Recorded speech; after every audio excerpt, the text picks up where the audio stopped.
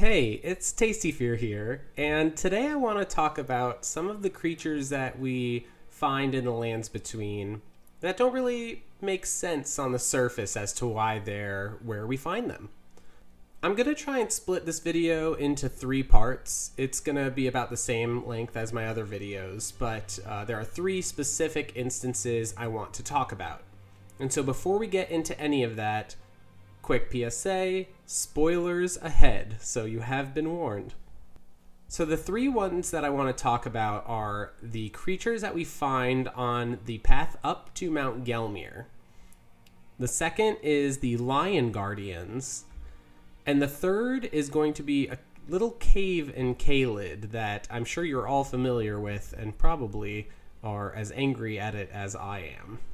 But before we get to that hellscape of a cave, let's start with some of the creatures in Mount Gelmir.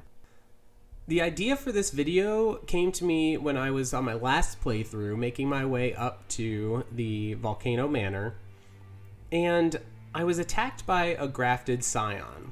Now, I don't know about the rest of you, but I love the lore of Elden Ring. I'm terrible at noticing it as I'm playing through.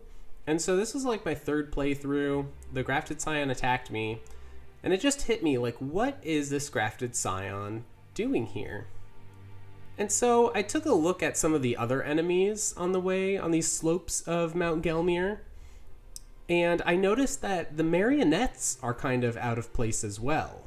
They're probably like the most prominent enemies that we see besides Lindell soldiers making their way up the slopes. But then there's also finger creepers and maddened Lindell soldiers that I think all of these different enemies tie together to show some form of allyship between Rykard and the forces of Mount Gelmir and some of the forces in the land between that specifically are fighting against the Golden Order or opposed to the Greater Will. So in this case, I'm actually not going to start with the grafted scion, but instead I want to start with the marionettes. Now the marionettes we know are forces, foot soldiers of Raya Lucaria. That's where they're created. That's where we, see most of them in the Liurnian Lakes. And they've been utilized to fight against forces of the Golden Order for a long time, as far as we know. But the question comes, why are marionettes going on the way up to Mount Gelmir? I think that has to do with the tie between Rykard and his mother, Renala, and for that matter, his sister, Ranni, though I think that comes into play more with the finger creepers. It's hard to tell when all of these forces would have coalesced, so while we are pretty confident on the different relationships between Rykard, Renala, and Ranni, or these different forces throughout the ebb and flow of this tumultuous time in the lands between. We do know that it would make sense Rykard and Renala at some point were both opposed to the Golden Order. We know before there was peace forged with Renala and Radagon, or I should say the peace was forged between Raya Lucaria and Lindell, the capital city of the Golden Order, and that peace was forged through Renala and Radagon joining in marriage. But we also know that this peace eventually broke, and this would have been after Rykard, Radon, and Ranni were born, as they were all three sired by Radagon and Renala. So I think this link between mother and son, especially when we take into account that Raya Lucaria and the Golden Order are probably not aligned any longer. Rykard is certainly has taken up with the Blasphemous Serpent to head his own blasphemous acts trying to stop the Greater Will. That they would have forces with common goals in protecting essentially Volcano Manor, the seat of Rykard's power. So along with the marionettes from Raya Lucaria, likely gifted at some point by his mother and familial support from Raya Lucaria, we also see the finger creepers. These are a little bit more, ambiguous. They're hard to pin down exactly where they're from. We know that they're some kind of creature because the ringed finger hammer tells us that it was severed from a creature that is a predecessor to the finger creepers. Now, the exact history of the finger creepers and their evolution and these creatures in the land between, what their history was like, we'll probably never know. But we do see them employed specifically by Caria Manor. We find them in the courtyard leading up to the higher parts of Caria Manor. Obviously, they are scattered everywhere. And then we also see them in the tower where you find Preceptor Miriam that leads to the Divine Tower where we eventually find Ronnie's corpse. She gives us the idol that we place on the altar to flip it around and reach higher up. That's another prevalent place that we find these finger creepers. And then we also find them up on the mountaintop of the giants, which, if the finger creepers are tied to Caria Manor, as I think they are, we know that the fire giants and the Raya Lucaria had a kind of allyship long ago. And so it's definitely possible that the finger creepers were sent up there to help fight with the fire giants, and the finger creepers that remain are kind of left over from that battle. Or on the flip side, if Rennala and Radagon forged the peace through marriage that they did before the battle with the fire giants was over, they could have sent forces up there to instead fight the fire giants. Either way, it doesn't, fight against this thought that the finger creepers are specifically tied to Caria Manor, as that's the place that we see them the most. That's where we see them tied into over any other kind of force out there in the lands between.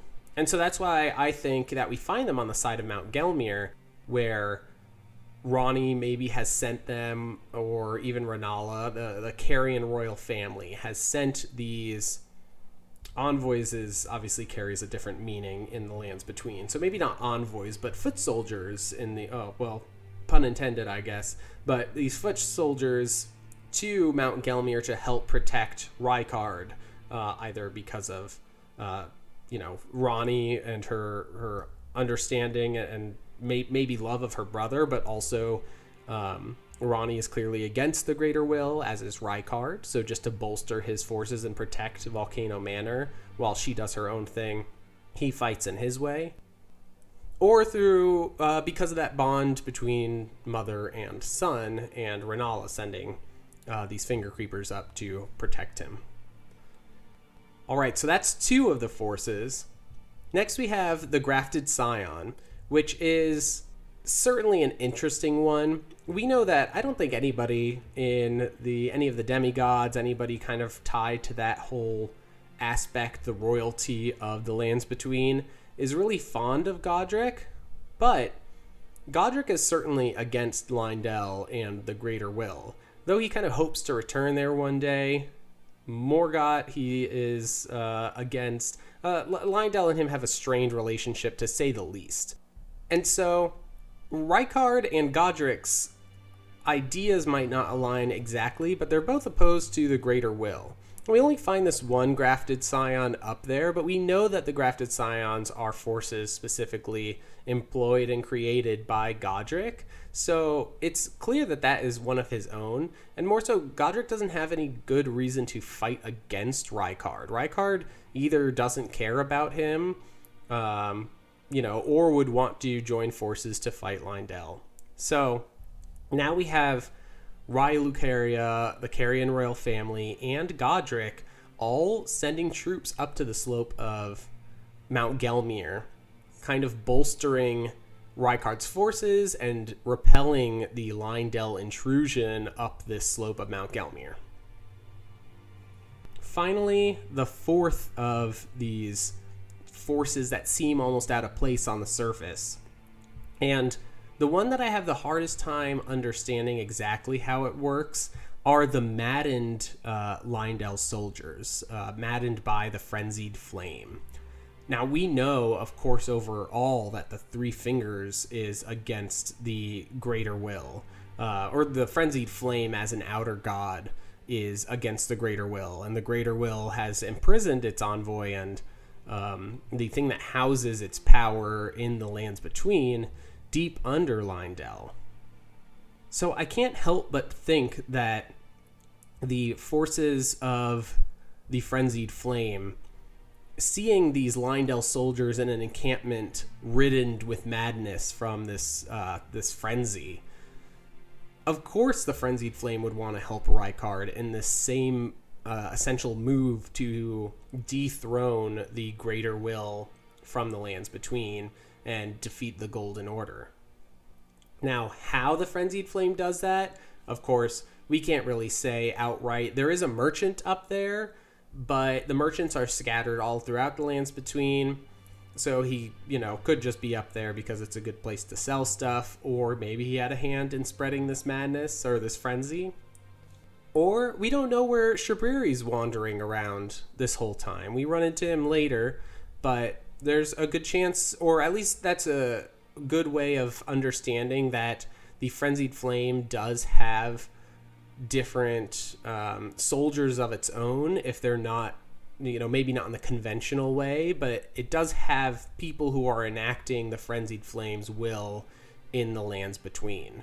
We see that with Shabriri, we see that through Hyetta, even Vike, eventually takes on that champion of the frenzied flame kind of role. And so we don't see foot soldiers like the marionettes, but we do see people who are enacting the frenzied flame's will out as we adventure. And so maybe one of them came by and passed through, or was acting as a bolstering force with the rest of the forces there, protecting Rykard and defending against the Leyndell intrusion. All right, first theory done. 4 strange types of enemies that we see on the slopes of Mount Gelmir. And now we understand that there's a very high likelihood that they are there because of this joint goal that Rykard and each of these forces has, essentially fight the Greater Will and the Golden Order. So the second theory that I wanted to talk about, or theory and just kind of talk about the placement of these creatures, is the Lion Guardians.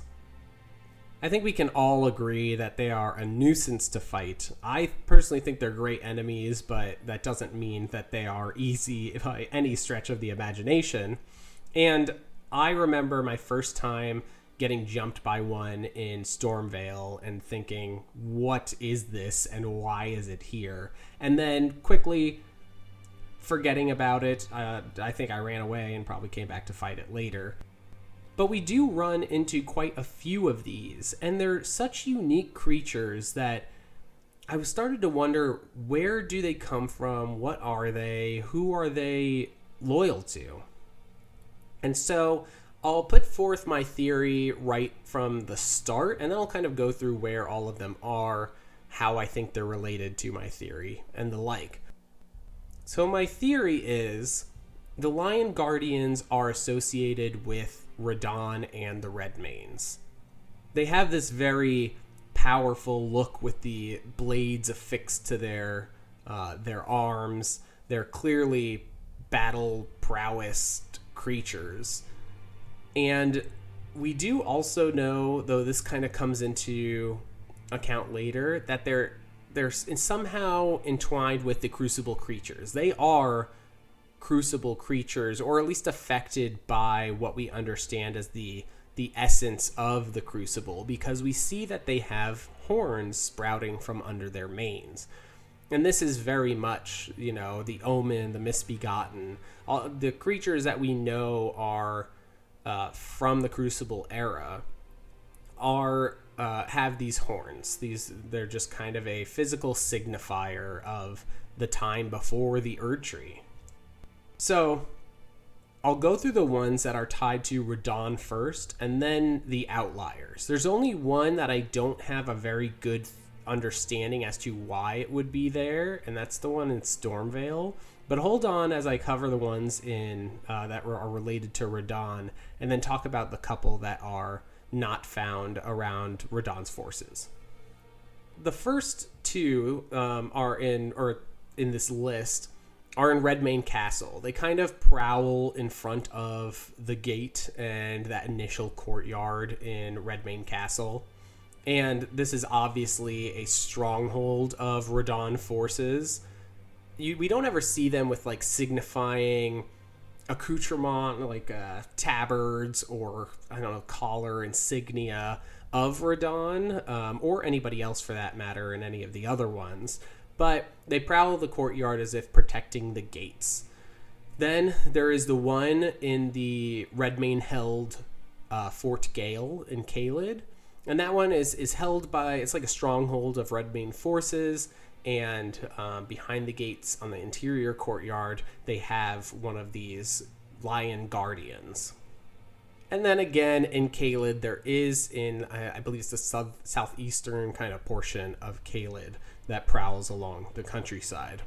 And then throughout all of these, there's also an Ash of War, the Lion's Claw. Very powerful Ash of War. The skill itself kind of mimics some of the movements that these lions make. So whether it was named because of that or the skill was developed from the lion's own skill, which I think is more in line with this theory, it says that it is a skill of the Redmanes who fought alongside Radahn. So it ties this idea of lions and Radahn and Redmanes together through this one item. But it's really the only item that we have that kind of hints at this connection. Otherwise, we just have to look at placement. So those are the ones that I think are most clearly part of Radahn Redmane forces. There are a few outliers. The first one I want to cover is the one in Windmill Village. I don't know if this kind of lore is going to need its own delving into eventually, but we come across it in the Windmill Village on a simple enemy just kind of walking around who transforms into this lion.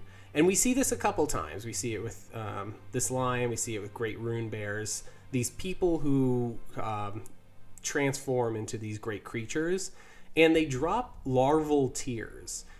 So my understanding would be a lion, a great lion who's fought in all of these wars, wants to escape from this war, or maybe even is experimented on with the larval tear, which we know specifically can change a person's shape, change who they are, as we see with poor Bach if you go down that route. And we use the larval tears with Renala as well. And they're connected to the mimic tears. So we know that it has this transformative property. And I think that it was a lion that was transformed into a person. It would make sense that they'd move away from Caelid, settle in the Windmill Village where it's idyllic and kind of far removed from the war areas that we traverse in the Lands Between. And then, of course, we come along breaking that transformation and killing this lion. So I think that's why we find him in the Windmill Village. I don't think it kind of like gets in the way of our theory that the Lion Guardians are essentially originally Redmane Radahn forces. The second one in these outliers that I want to talk about is the one that we find in Lindell. We find this one in Lindell paired up with a perfumer, and I think that's why this lion is there, and that kind of ties in why it's an outlier. So the perfumers, and this doesn't include the depraved perfumers who have their own goals, but the perfumers themselves specifically work with the misbegotten and like crucible related creatures to ease their pains and kind of take care and administer to them. So here we see this perfumer paired up with this lion guardian and tucked away in a little garden area. It's not like right in the middle of all the forces. It's specifically kind of being tended to on the side of where the majority of Leyndell guards are walking around. Now, whether this means it was tamed by this perfumer, enthralled by it, either through some magic, or obviously they use their potions and different ingredients to create different effects. Perhaps it was enthralled by it. We also see later in Leyndell an entire section of these perfumers tending to Misbegotten. And so I think just that relation with Misbegotten and crucible creatures in Leyndell is just part of their culture there, especially with Morgott ruling over Leyndell. Obviously, he's going to have some ties since he is Omen. How exactly, I should say, this line got there, I think it doesn't get in the way of what we're saying, because the perfumers and crucible creatures have that relationship, and taking a lion away from the battlefield or wherever the perfumer picked it up and kind of pairing up with it makes sense in this world to have this kind of outlier situation. All right. The third is the two that we see in Castle Sol. Now, these kind of mimic the ones in Redmane, where they are prowling the front gates, kind of protecting it. And I'm not going to get into all the lore of Castle Sol because it's pretty ambiguous of a place, though we know like just a few things about it that kind of put this theory together. We know that Miquella is related to Castle Sol, specifically allied with Castle Sol. We know this from the placement of Commander Neil and who Commander O'Neill is, as well as a ghost that talks about essentially working to pray to for an eclipse that's related to something that Miquella wanted to happen.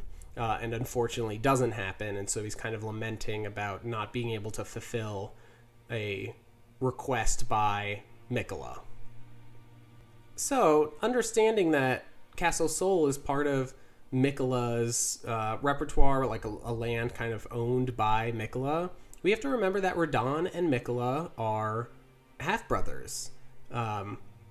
Now, we know that later on, Radahn has his epic fight with Melania, and there's a lot of reasons for that during the War of the Shattering. But it wasn't always a strained relationship, necessarily. We don't know exactly how they felt about each other. But again, they're specifically half-brothers. And it's certainly within the realm of possibility for for Radahn to have gifted Miquella, either as just a pure gift or upon Miquella's request, two of these lions to help guard this fort. Radahn was an experienced tactician on the battlefield, so he would understand how far those lions would go in protecting a strategically placed fort by Miquella. And then finally, there's the one in Stormveil Castle. The best theory I can think of is I know that Radahn made his way into Stormveil to try and fight Godric. Godric hid away and was able to repel him due to the kind of placement and structure of Stormveil Castle. And eventually Radahn kind of retreated, not necessarily defeated, but just at a stalemate.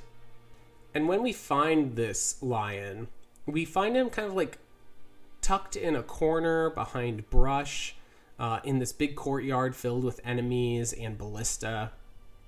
And to me, it kind of felt like, not that they are working together, but that this lion is there prowling, waiting to pounce upon one of its enemies, or that it had been kind of herded into that corner by the troops that are there in these large ballista, and it's kind of stalking the grass, trying to hide from them. Either way. Now, that's the best theory I have. I know it's... I hate leaving these kind of outlying sections of theories, but I really can't wrap my head around any other understanding as to why it's there. And regardless of why it's there, it doesn't specifically move to get in the way of this origin story of the Lion Guardians being trained and utilized by Radahn and the Redmanes. Alright, I think that covers it for the Lion Guardians, but that does leave our third bit, this cave that I've been mentioning. Now, it's the little cave in Caelid known as the Abandoned Cave. The terrible cave filled with scarlet rock, protected by an abductor virgin that you have to jump across roots to get into. As much of a pain as it is, it holds some really interesting secrets. So, again, when I went through, I think the first time, I was like, wow, there's a lot of abductor virgins in here. And then proceeded to just try and not get annihilated by rot, and then the 2 clean rot knights, and all of the guys shooting poison. It's just a mess in there. But if you go back through, it is absolutely littered with dozens of dead abductor virgins. And it got me thinking, what are they all doing there? We know the abductor virgins are specifically created at Mount Gelmir for Rykard's purpose. Why would he send this whole like platoon of abductor virgins down there? And then I started looking at the items. Now there are 3 main items that we find here: the serpent bow, the serpent fang, the fist weapon, and the golden scarab. Now, the serpent bow and serpent fang, those make a lot of sense tying those to Rykard. We get the serpent blade from completing Tanith's quests.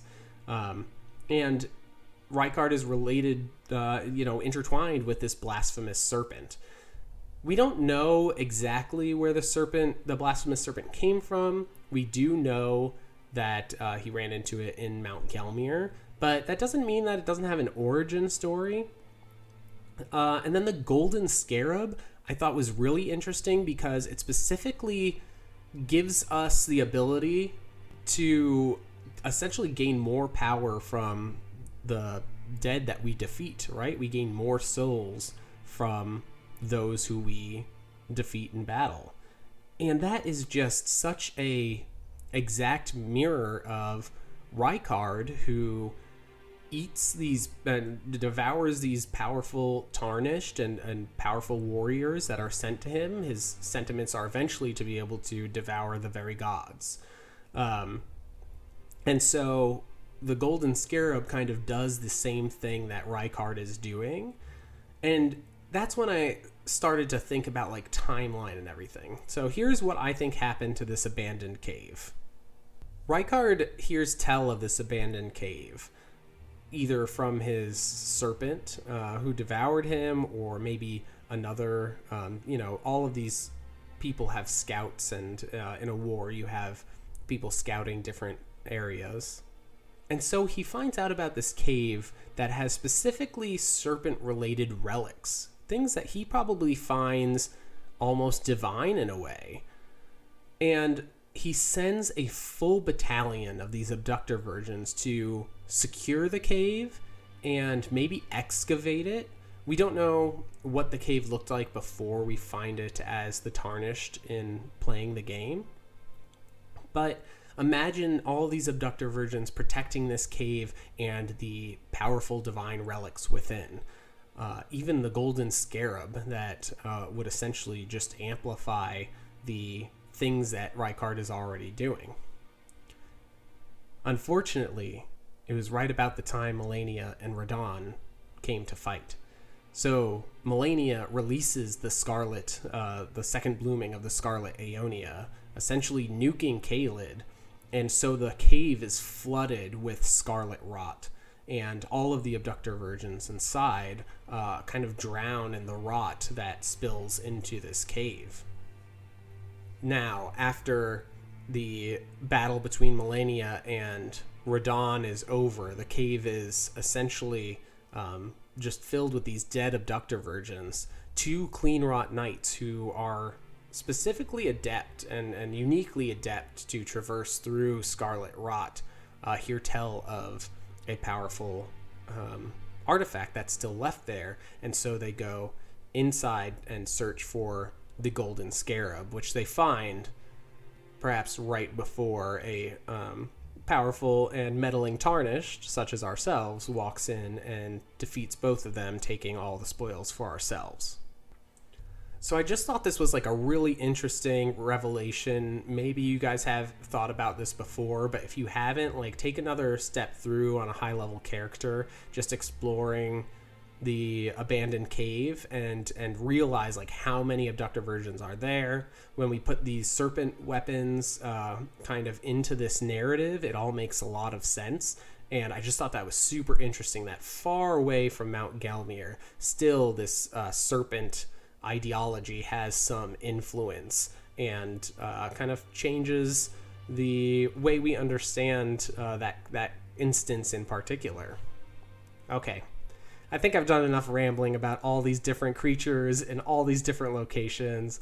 I'd love to hear what you have to say. I'm going to start streaming soon, so hopefully you guys will join me and just tell me all of your interesting thoughts on some of these, figuring out where the Lion Guardian from Stormvale comes into play. Maybe you agree with me, maybe you don't. But subscribe, because I'm going to be doing not only these streams, but more videos just exploring these little bits of lore that I haven't seen people talk about too much, and I want to get out there to put into the world so that we can talk about it as a community. So again, thank you so much for watching these videos and joining me on these little excursions through Elden Ring lore. And until the next one, bye.